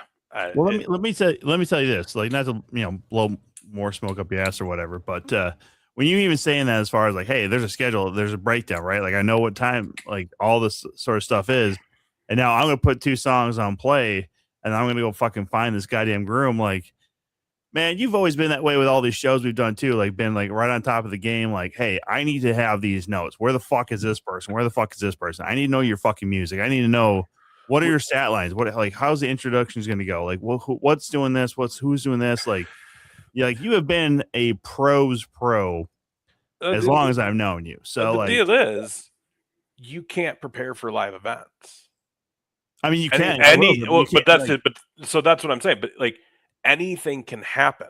Correct. Yes. Even when you prepare. So what can you do? You can be as prepared as possible and be ready to pivot if needed and kind of go off the script. Yes. But going into it, knowing that you're going into an uncontrolled space, you want to have control of everything you can have control of before you get into that moment. And that's why it's and that came from doing the radio, because in radio, a lot of people are like, oh, you just turn on and you can hear it. And sometimes I would do it, you know, a lot of times I do it towards the end of my career in radio. But like, even that 30 seconds we're on in between songs where it's like, okay, hey, what am I going to say? Something, whatever. We're thinking about it for 5 minutes before that break hits. I'm not just blank minding it like, oh, mic on. Hey, that was this song. You're listening to KROC, and we got this coming up, and blah, blah, blah. And then just go at it. And sometimes I would, because like I'd just piss and come back and like, oh, shit, bam. Hey, everybody. But like, yeah, even then, you're like, okay, cool. Like, is there something funny I could say coming out of this? Is there something I need to really be pushing? Am I giving something away this hour? I can promote that. Like, you have an idea, you know what I mean? But dude, I've had some fun wedding stories, but my favorite, dude, was like, I legit, like, the groom's dad almost got his ass beat by the bride's brother and dad. Oh, you gotta love those kind of stories where the families really don't mingle. I felt so bad for the couple, but like, and it was in a smaller venue, so like, it wasn't like a big ballroom in town to where like if it happened in that corner, people over here may not realize it with the sound and everything going on. Yeah. Like, dude, it was so crazy. Like this guy invites his dad, who like wasn't in his life, to the wedding. Dude comes up from Florida. Miami. They're all like, his dad looked like Jerry Springer, like for real. Already a great start. Yes. Yeah, and then his buddy was trying to be like Don Johnson. It was crazy, dude. Oh, did he roll up a sports jacket too? Yeah. And they were just creeping on all the younger girls in the crowd, which was everyone. But the whole thing was like the bride's parents and like her family, they made the mason jar wine glasses. So they put all the mason jars on the stems. Well, when they were like trying to make sure the mom who made the majority of them got one, there were no extras. So they were like, hey, can we have your buddies? Because like he doesn't really, like, he just came to travel with you. The kids don't know him. There's like no sentimental value to him to this. We really would like her to have one. And they're like, no, it's his. Dude's like, no, it's mine. And like, so this just slow burn for about 45 minutes. And then they're out there kind of trying to like dance with all the girls, and that's getting creepy, and people are saying things. And then like the end of the night, they're like, hey, the dad's like, come on, like just give us the glass. You don't need it. You got one. It's your son. That's understandable. This guy doesn't need it. Why do you need it? Just let us have it. No. And now these guys are drunk. So now they're all like, you can't have my fucking glass. Fucking bitch. I don't give a fuck if she made it. And it's just like, what? So now, and like, well, this is happening. This is happening at the end of the night. So lights are on. People, like, everyone's saying goodbye. And like, they don't really realize what's going on, the bride and groom, yet. It wasn't until the bride's brother, who is a volunteer fireman and is like jacked, comes over after he hears dudes swearing at his dad. And first doesn't say anything. He just walks up where the table is with the glass on it. And first he just grabs the glass, pulls it, and puts it on the table behind him and his dad, and then turns back around and it's basically just like, is there a problem? Well, now you can take my fucking glass. And like, it just snowballed, dude. They didn't actually throw, but by this point, like, now the bride and groom know. The groom's losing his shit. The bride is just in the middle, like, you motherfucker, you're ruining our fucking night, you piece of shit. And the groom's like, fucking, like, what the fuck? I can't believe this. Oh my god. And like dudes are still trying to like fight dad and brother. And like, so all his groomsmen had to come and like get the dad and his friend out of the venue. And while they're doing this, I'm tearing down at this point. The wedding's over. Lights are on. Like, anyone who's there is seeing and hearing all of this. Of course. The groom sits on the stage that I was set up on. And it was like a mobile little spart they put in there. So, like, not a lot of room. So they're, like, right there. And I'm just pulling my speaker stands down, just kind of, like, listening. Because it's him on the front of my stage, like this. His mom, his wife, a couple other people, and they're all crowded around. The mom's just right in front of him. He's just bawling, like, I ruined it. I can't, you know. And she's like, this is why he was never in your fucking life. I knew we should have never fucking invited him. He's a piece of shit. This is why you should have never fucking talked to him. And just going on. And he's just like, and the bride's just like, fuck him. Who cares? It's fucking fuck him. It's over. We're gonna go. Fuck this. It's not gonna ruin our night. And I the whole time I'm just like, excuse me. Just excuse me. Sorry. I'm Ace. I don't give a fuck about your goddamn worries. Dude, it gets worse because I have not been paid yet. Oh no. Oh no. So while he's sitting on the stage, all of a sudden you see fucking dad come popping back into the venue, like fucking trying to charge to our little stage that we're all at. The groomsmen are coming in chasing him. The bride right away turns around and is like, oh, fuck, no, you ain't. Like, gets in his face, like, get the fuck out. I'll fucking kill you. And I'm again like, and at this point, I'm almost done tearing down. And I'm like, I gotta get paid. And I'm supposed to collect it from the groom. What do I do? So I gave it like 10 minutes of just kind of looking busy before I was like, okay, I think it's diffused enough. And he was kind of like by the entrance, and the mom was there, and he was more calm, but he was just like, and I walk up just like, hey man. It's so bad. I'm just like, your dad's a piece of shit. Can I get some money? I'm just like, hey man, I'm packed up. I'm gonna head out.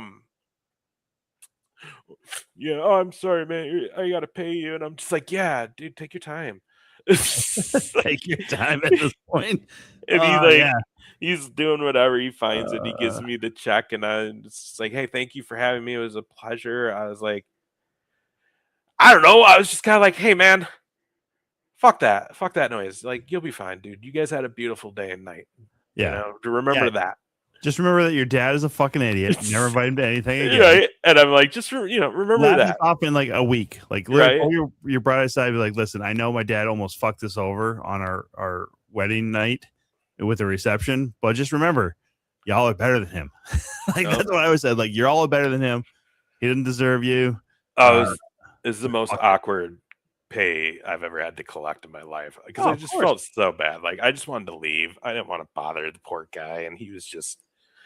And then of course I'm leaving, and like, fucking dude and dad and his homeboy are still out there talking to some of the groomsmen, just like, oh yeah, if I go in there, I'll fuck them all up though. It's just like, even though the groomsmen are the ones who are keeping you from getting back in there, and then they're all just like, dude, we'll fucking dummy you, shut up. And he's like, fuck that. If I wanted to, like, no, man, dude. I swear to God, that happens so much. Like, I mean, obviously, I'll compare it to a bar story or whatever here and there, but. Dude, there's so many people who get escorted out of every fucking venue, everything. We've had people at wrestling shows that fucking lose their welcome real fucking quick and had to leave. That they'll still be out in the parking lot. Oh, I'd kick his ass. I'd fucking beat the shit out of him. When we did some of those absolute shows at the Cattle Congress, I know like a couple people got kicked out or whatever, and then I heard them later when we were like packing up. Man, I kick all these motherfuckers' asses. Like, they think they're fucked up. I'll kick all these wrestlers' asses. Like, and these guys are they're your height and they're half your size. I'm like, you can't do shit. I don't care if you're a wrestler back in high school. These guys were also wrestlers back in high school, and they're twice. Sometimes some of these guys are 3 times your size. Like a guy like Bam Bam Bundy, dude, he would sit on you and you'd fucking die. Like, don't. It's like some people. With this idea that they can just kick everybody's asses, and again, I work the door at a bar. I used to be a more respectable bouncer, if you will. Dude, there's some of these motherfuckers that just get in their head that they're able to win everything and go, dude, I don't need to beat you. I just need to get the fuck out the door. That's all I need to do. It's not about me winning or losing. It's like, I don't care if you throw a fucking punch and it lands. If you're at the door, you're at the door. And then that's it. I technically won at that point. That is my 3 count. That is me. There I get the pin. 1, 2, 3. You're out the door. Go the fuck home or somewhere else. You're not my fucking problem anymore, man. And some of these guys are literally like, just let me fucking back in. Nah, nah, dude. But oh my God, that's just the craziness of just live events, man. Like, I don't know what people get in their fucking head, going to bars, going to like being at these weddings and just pulling shit like that. I guess that's the thing too in my head. I've never been so disrespectful in my life. I mean, I've disrespected you all, like, clearly. Like, I'm up here and y'all are here at best, But I've never been so willing to disrespect people, especially at a wedding. Could you imagine a family member, especially your son, you get invited after not being in their life at all and you pulling this shit? I mean, no joke. I can't believe the guy didn't get fucking dog walked. Dude, it was well, that's because everyone else around him understood, like, the. Well, I mean, I don't know if I was a the well, and they could have outside probably. Maybe they did when I wasn't out there, and I just didn't know about it. Like, but I mean, we need this one last witness to get the fuck out of here. But I mean, like, dude looked like Jerry Springer, like with long hair. I'm just picturing it. It's like just fucking gross looking. Way too much tan, especially if he's coming out of Florida. Fucking. Yep. Gross. Oh, it was bad, dude. It was. Everybody calls him Leatherface, and he doesn't understand the reference. Like, okay, bro. Okay. Yeah, dude. I think I had like there's 2 or 3 brides that I've done multiple weddings for. Yeah. Isn't that fun? We get invited back. I mean, that was like, honestly, that was the nice thing about the fact, like, when my brother got remarried, when he first got married, he was up here. The wedding was up here, even though he's marrying a gal from Texas, because she didn't have a whole lot of family and friends. So it's just easier to, like, well, I got 8 people who might come to this wedding, so they can travel. You got a lot more friends and family up there. But then when he got remarried, and thankfully he married a gal who actually has some fucking sense in her head, and is a nice person and a good person. Clearly, she has friends and family that want to be at a wedding. So that's why when it was down there, I'm just like, hell yeah, dude, let's fucking get crazy. Texas weddings, let's see how it goes. But yeah, man. Oh, I don't know. Like, I was technically an MC for some friends of mine, so I knew the couple, but in like different ways, right? Like, I grew up with the groom. His older brothers and I were friends. I was friends with him too. But his wife, they didn't meet until I think they were almost done with college or whatever. But I went to college with her, and I worked in the athletic department together. So she knew that I could speak on a microphone pretty easily. And this is well before I started doing comedy. So I emceed their wedding and their reception. And the DJ was actually kind of mad at me for the fact that he wasn't hired to do the very basics. It was literally just announcing when people could go and eat and all this other stuff, when the certain things were going to be going on.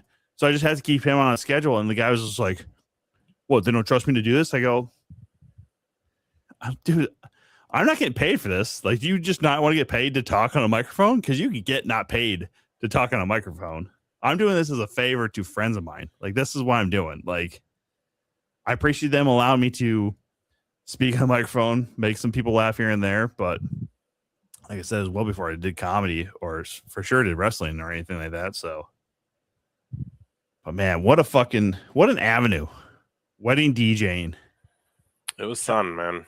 But like, if I was into like not having a life during the weekends and being up late, I'd still do it, because people don't do it like they used to. And I think that's what people miss. Because like, again, I was never a turntable guy. I just played the song. People at a wedding, especially a wedding, people want to hear the song and dance, and you have to please from like fucking 6 years old and up.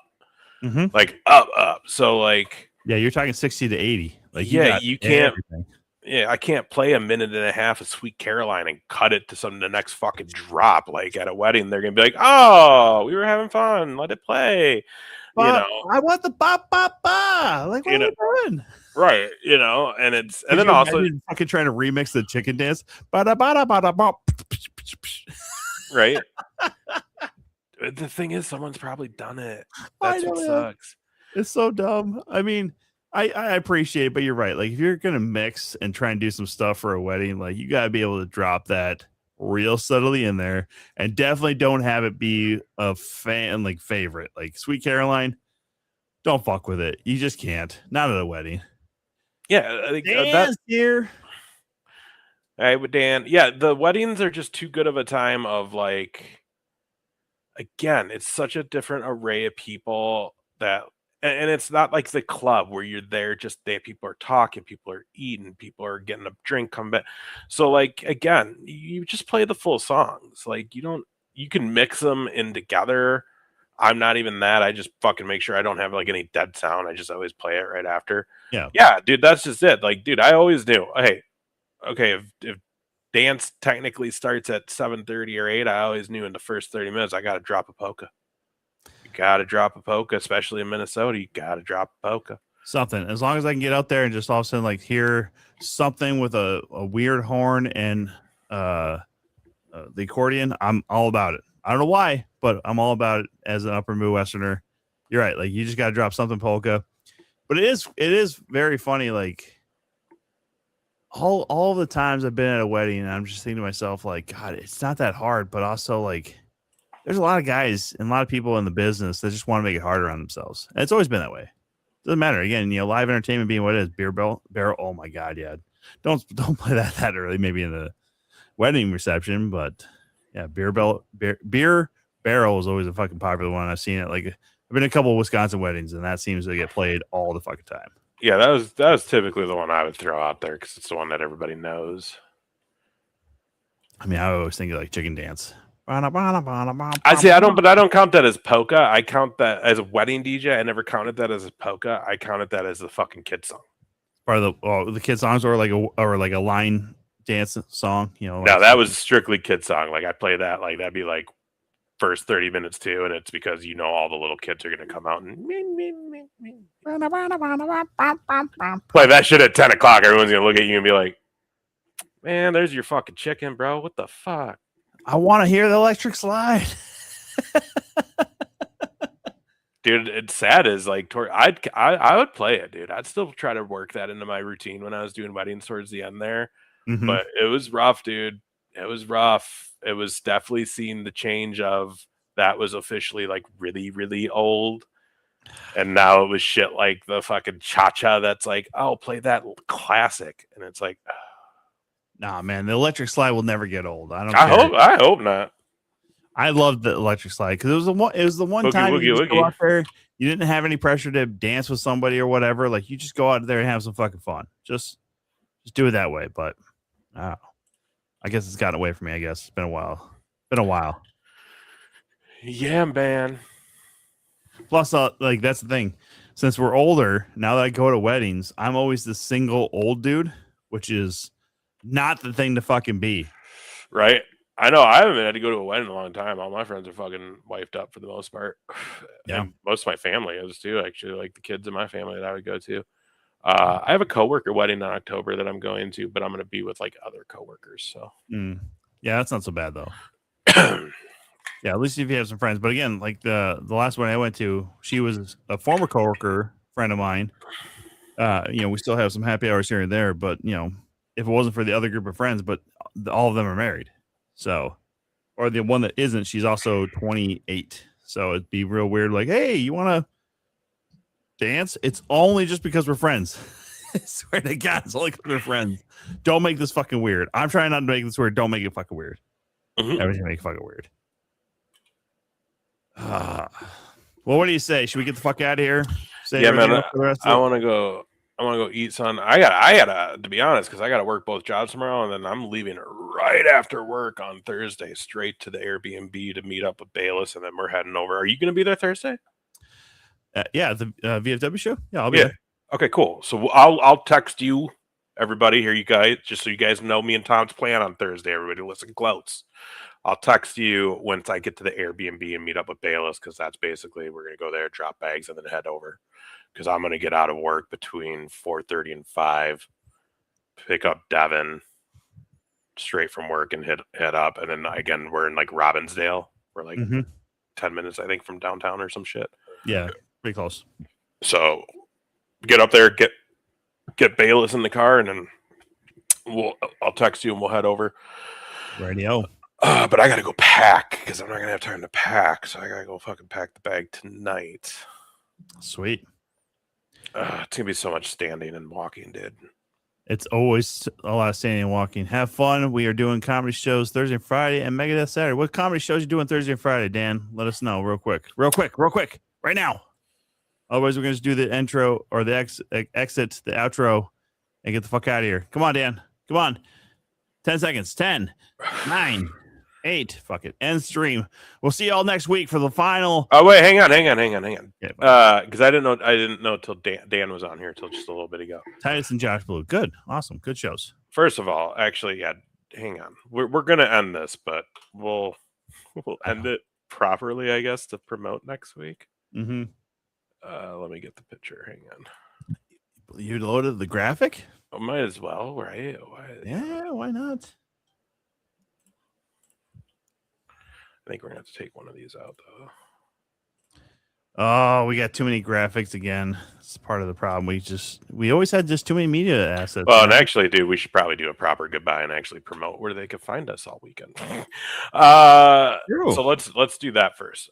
So again, if you're coming to Summerslam weekend up in Minneapolis, you can find Tom and I hanging out at shows, and we'd love to say hello. If you watch the 2 count, take a picture, shake a hand, whatever. We may have some patches or stickers on us too that we're unloading. Mm-hmm. But yeah, whatever. You can see us, and again, we're not on the show. We're going to be hanging out. So if you see us, you want to buy Tom a beer or me or a beer or just say hello, like whatever. We're all friends. Let's watch some wrestling. Oh, yeah. Thursday night, First Wrestling, Uptown VFW Unleash. We will be at that show. The next night, you can find us at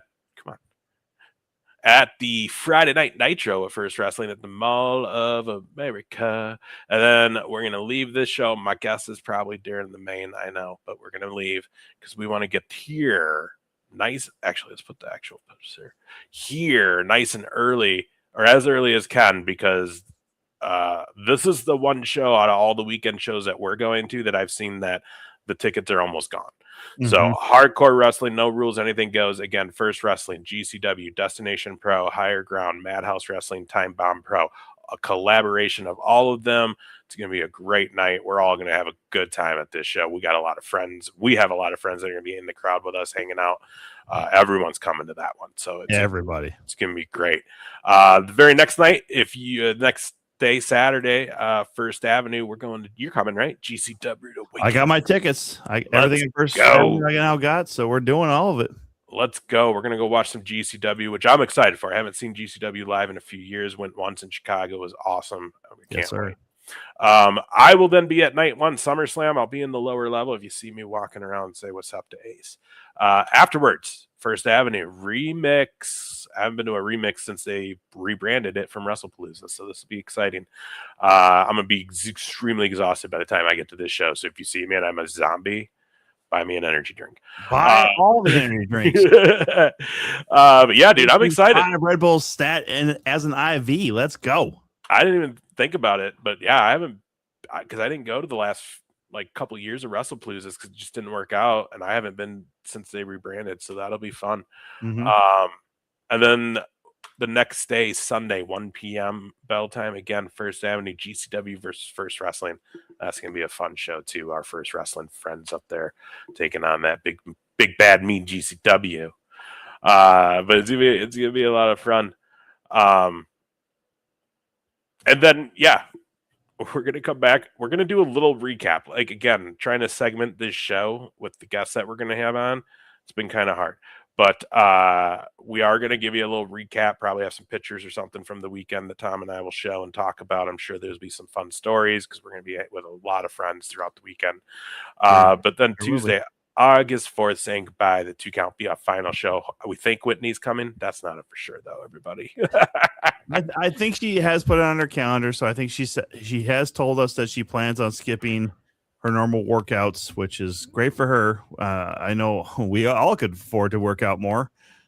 She's the only one that is more dedicated, which unfortunately has also meant that she's missed time on the 2 Counts. So either way, but she should be there next week.